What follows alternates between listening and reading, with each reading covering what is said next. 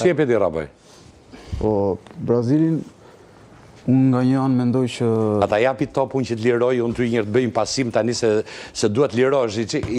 Mirë qeke. Në formë qeke dhe me pushime.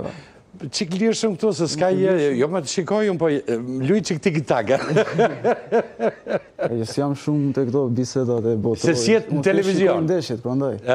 Okej. Shikoj, nuk i studioja ishë. Po mirë ma mirë, dakord dhe bisedat. Në përgjithësi qa shikon këshu, se s'po të thot njëri tani detaje. Për mendimin tim, me qa kam parë, edhe lojtarë që bëjnë diferencën ndikojnë shumë në këto lloj ndeshjesh, edhe çdo ekip ka skemat e veta, normalisht mund të luash 4-3-3, 4-4-2, por që diferencën mund ta bëjnë dhe lojtarë të caktuar, për shembull te Brazili ke Vinicius, Rafinha që mund të bëjnë diferencën, edhe të fitojnë ndeshjet. Me ke tifoz? Me Brazilin. Me Brazilin. Ke qenë Brazil? Jo, e kam plan të shkoj. E kur? Pushimet e tjera. Ke qenë? Nësë pëqenë Brazili mua. Ku do të shkosh me pushime? Po isha, unë sa erta nga pushimet. Ku ishe? Ja, ne tregoj që ka. Po isha në Malta. Ku? Në Malta. Në Malt? Malta, Malta i thojnë në anglisht, okej. Mirë? Shumë mirë, bukur ishte. Malta është e bukur. Interesant. Pe japin edhe majtas makinës, atë si në Britani. Ka ishte pak problem, të konfuzon pak kur vjen këtu pëse e kështu qapo ndot, pritse. Malta se s'ka i flad, ka kështu aty të San Gjulios, të shkallës. është gjithë pjesa. Sa të zona, ndetat e zona tjetër, qik më qetë, plash, rehat. Super fare. Që kisha shkuar për pushime, qëtësi. Malta s'ka dhe, nuk ka ekip në kampionat botror, ishe rehat fare. S'kishe përgati. Po, Ledi, si e ke parë fizikisht gjithë të kampionat botror, do më thënë, deri në këtë moment që janë ndeshjet. Kam përshtypjen se... Duke ju ke qenë trajner fitnessi, shikon dhe... Po, kam përshtypjen se ekipet e mëdha dhe lojtarët e mëdha janë dhe pak të konsumuar nga sezonet e kampionateve. Kështu që çalon pak e kjo pjesa e fizikut, pra, do më thënë janë... Kam prapuar shumë, janë konsumuar shumë. Janë bërë futbolistë si robot. Ekipet dytësore, le të themi, besoj janë një qik më të freskët. Për pjesën e Brazilit, se po duken gjithë çuditore, flasim për Maroku, kampionatin e fundit, mos harrojmë që... Shkoj deri çerek finale më duket. Po pra, tregoj vlera. Po ke, Brazili është Brazili, po dhe Maroku e ka treguar. Maroku është kampioni në fuqi i Afrikës. Kështu që s'po flasim për një ekip dora dytë. Kështu që nuk është një surprizë fort e madhe. Dakord, por nuk po flasim për kampion. Po flasim për emër, patjetër, është Brazili, po që atje ku futbolli është ka klasë Brazili.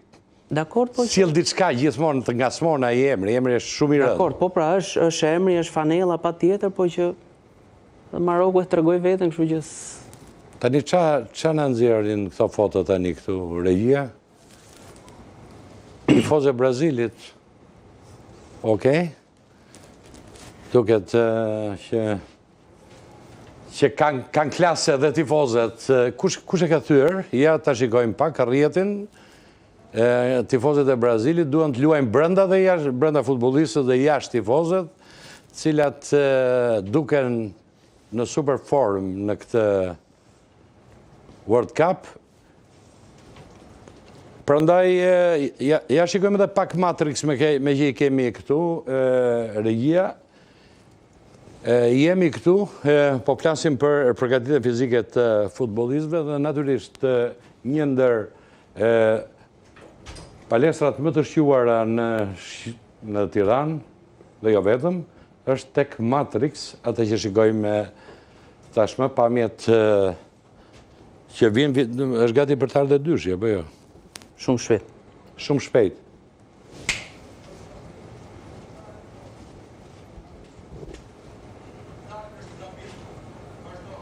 Okej, që ofroni ju aty?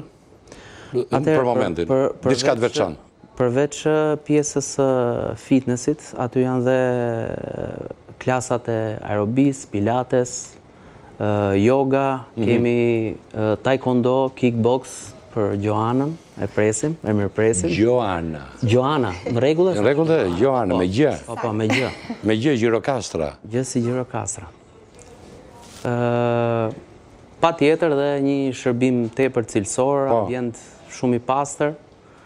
I ftoj gjithë ta vizitojnë, qoftë edhe për një seancë që të provojnë. Okej.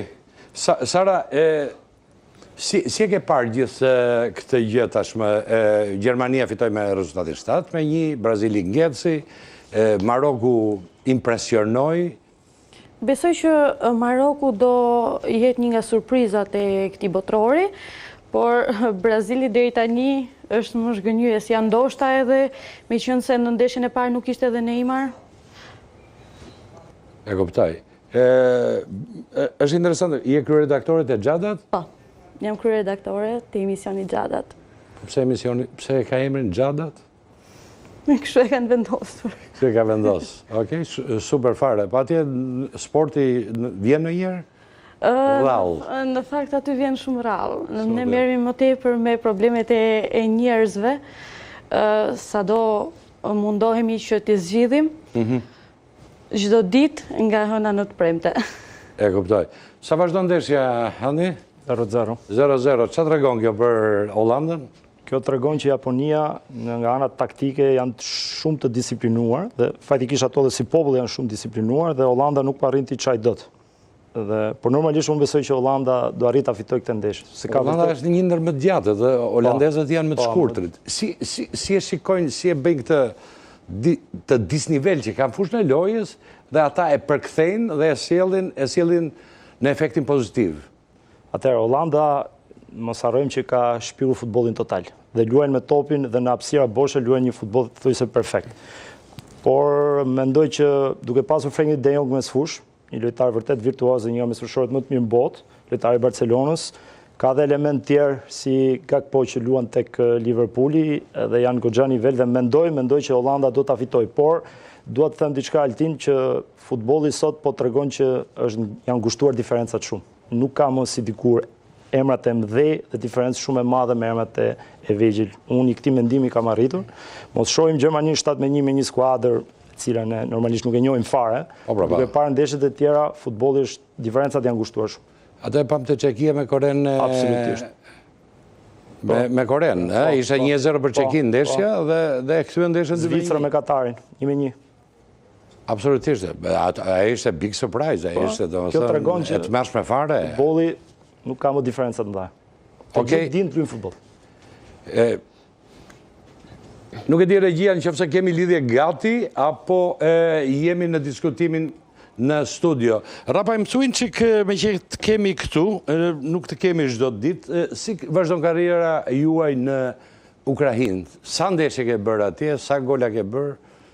Mirë, për fat të mirë shkoi shumë mirë, e prisja pak më të vështirë fillimin, se nuk kam pasur edhe atë shqiptar në ekip në fillim edhe ishte pak e vështirë, të them drejtën, po që jam befasuar me shokut e ekipit, me stafin, trajnerin. Kam prit mirë? Më kam pritur shumë mirë, të them drejtën, edhe më kam bërë shumë më të lehtë. E kuptoj. Gjuhën ke mësuar në çek? Kam mësuar më shumë këtë pjesën e futbollit, këto që flasim gjatë stërvitjeve ose gjatë ndeshjeve. Po? Se për jashtë futbolli pastaj është pak e vështirë dhe gjua edhe ta shqiptosh edhe ta lexosh. E kuptoj. Sa u bëre atje, sa kohë u bëre? 1 vit e gjys. 1 vit e gjys. Sa vjet ke kontratë? Kam edhe 2 vjet. Edhe 2 vjet. Kanë një ofertë për të lëvizur? Momentalisht kam pasur 2-3 interesime, po nuk është asgjë konkrete akoma. Por që shpresoj që të gjejmë ato gjuhën e përbashkët edhe me ofertën dhe me pjesën e klauzolës. Po të laj një dëmtim pas, më duket sa... Po, u dëmtova gati 3 muaj, ishte për fajin tim që është e vërteta që... Doja të futesh më shpejt. Doja të futesh më shpejt edhe pjesa e trajnerit dhe klubi kërkonte që të më kishte gati për kampionat. Po? Po dëmtim pas dëmtimi shkoj... Po tani janë në rregull? Po tani e kam kaluar. Nuk ka asnjë lloj problemi, ja? E kam kaluar dhe mbylla sezonin. Ke bërë gola andaj, sa ke bërë? Kam bërë 2 gola dhe 3 asist. 2 edhe asist. Po sa shqiptar jeni në kampionatin e Ukrainës? Jemi goxha. Unë aty në ekip kam edhe 2 kosovar, edhe tani me blerjen e fundit që ka bërë ekipi me Kasallën. Do jetë në ekip. Takoheni me shqiptarët, megjithëse Ukraina është e madhe?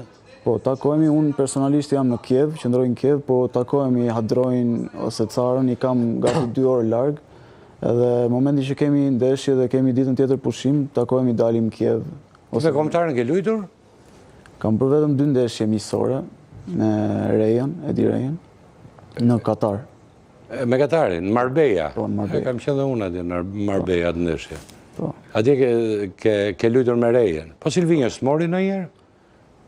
Për fat keq jo, është normal, është trajneri ai që vendos, unë normalisht duhet... Reja të preferonte më shumë, apo si? Mendoj që po, se për fatin tim të mirë bëra dhe ndeshje shumë të mirë atë ndeshje dhe mendoj që mund ta kisha atë mundësinë më mbrapa, po ndodhi... Sa vjeç je fiks? Unë 24 vjeç. 24 vjeç. Se kuptoj, domethënë. Edhe... Okej. Rëndësishme është do kthehemi çik në ekipin kombëtar. E ke ëndër kombëtare, ne? Ti ke luajtur me ekipin, por Si çdo futbollist, normalisht që është ëndër të luash për kombëtaren, për fanellën kuqezi, po mua si futbollist edhe shokëve të mi na ngelet thjesht punoj më fort që një ditë... do të vi dita, sepse edhe ata që janë aty nuk janë të përjetshëm, nuk janë me të hipotekuar.